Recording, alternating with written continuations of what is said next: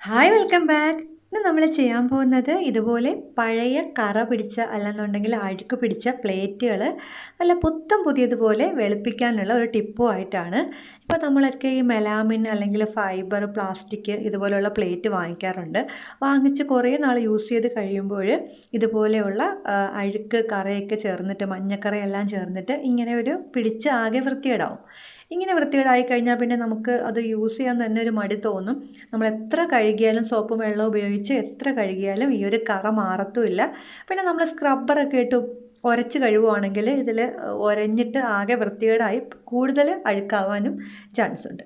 അപ്പം melamine plate വാങ്ങിക്കുമ്പോൾ നല്ല ക്വാളിറ്റി ആണെന്നുണ്ടെങ്കിൽ നമുക്ക് പെട്ടെന്ന് വൃത്തിയാക്കി എടുക്കാൻ പറ്റും ഈ ഒരു ടിപ്പ് വെച്ചിട്ട്. അപ്പം അതിനായിട്ട് നമ്മൾ ആദ്യം ഒരു പേസ്റ്റാണ് ഉണ്ടാക്കാൻ പോകുന്നത്.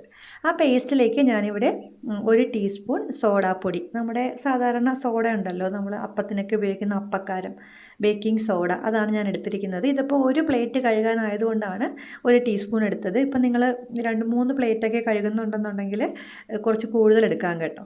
ഇനി ഇതിലേക്ക് നമ്മൾ പാത്രം കഴുകാൻ ഉപയോഗിക്കുന്ന ലിക്വിഡ് ഉണ്ടല്ലോ, ആ ലിക്വിഡും കൂടെ കുറച്ച് ഒഴിച്ചു കൊടുക്കുക. വളരെ കുറച്ച് മതി, 1 ടീസ്പൂണിനകത്ത് മതി, ഹാഫ് ടീസ്പൂണൊക്കെ മതിയാവും. അപ്പം അതും കൂടെ ഞാൻ ഒഴിച്ചു കൊടുത്തിട്ടുണ്ട്. നമ്മൾ ഉപയോഗിക്കുന്ന ഏത് ലിക്വിഡ് വേണമെങ്കിലും ഇതിൽ ഉപയോഗിക്കാം.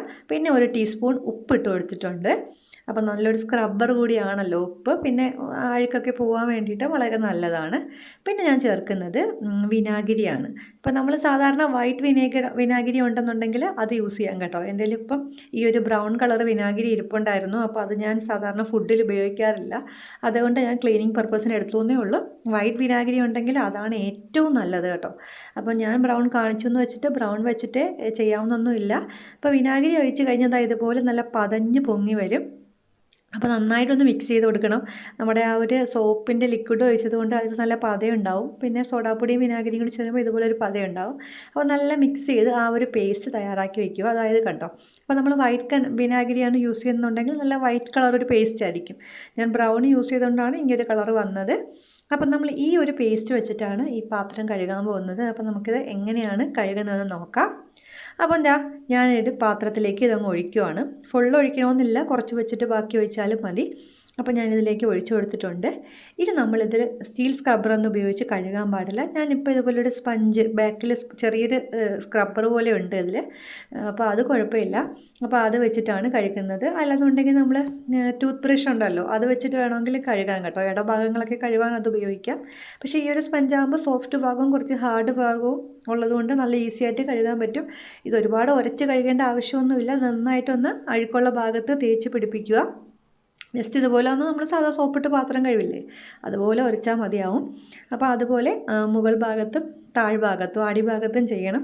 ഇതിപ്പം അടിഭാഗത്താണ് സാധാരണ പ്ലേറ്റുകൾ അഴുക്കുണ്ടാവാറ്. പക്ഷേ ഈ ഒരു പ്ലേറ്റിൽ നമ്മൾ അകത്ത് ഫുഡ് വെക്കുന്ന അവിടെയാണ് കൂടുതൽ ആ ഒരു കറയൊക്കെ ഉള്ളത്. അപ്പോൾ എവിടെയാണ് അഴുക്കെന്ന് വെച്ചാൽ അവിടെ കൂടുതൽ ഒന്ന് തുടയ്ക്കുക. ഒരുപാട് നേരം ഉരയ്ക്കണ്ട കേട്ടോ. നമ്മൾ സോപ്പിട്ട് പാത്രം കഴുകുന്ന പോലെ മാത്രം ചെയ്താൽ മതി.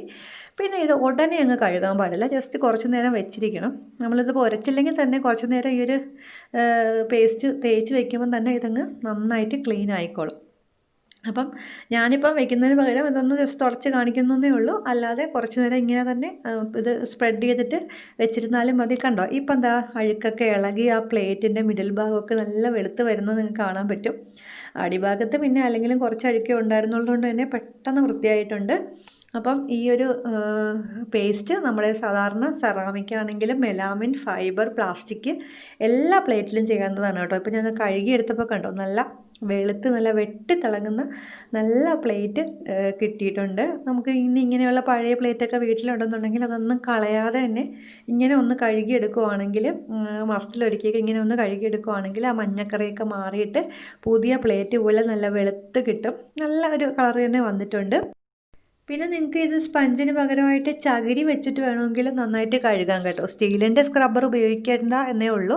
ചകിരി ആണെങ്കിലും നല്ലതാണ്. ചകിരി വെച്ചിട്ട് കഴുകിയാലും നന്നായിട്ട് കിട്ടും. കണ്ടോ, ഈ പ്ലേറ്റിൻ്റെ സൈഡുകളിലൊക്കെ ചില പ്ലേറ്റിൻ്റെ ഇങ്ങനെ അഴുക്കുണ്ടാവും. അപ്പോൾ അങ്ങനെ ഉണ്ടെങ്കിൽ അവിടെ ഭാഗങ്ങളിലും പിന്നെ ഈ ബാക്ക് ഭാഗത്തുള്ള ആ വെട്ടുകളിലൊക്കെ വേണമെങ്കിൽ ടൂത്ത് ബ്രഷ് വെച്ചിട്ട് ക്ലീൻ ചെയ്യാവുന്നതാണ്. അപ്പോൾ ഈ ഒരു ടിപ്പ് ഇഷ്ടപ്പെട്ടെന്നുണ്ടെങ്കിൽ നമ്മുടെ ചാനൽ സബ്സ്ക്രൈബ് ചെയ്യണം. അതുപോലെ ലൈക്ക് ചെയ്യാനും ഷെയർ ചെയ്യാനും കമൻറ്റ് ചെയ്യാനും മറക്കരുത്. താങ്ക്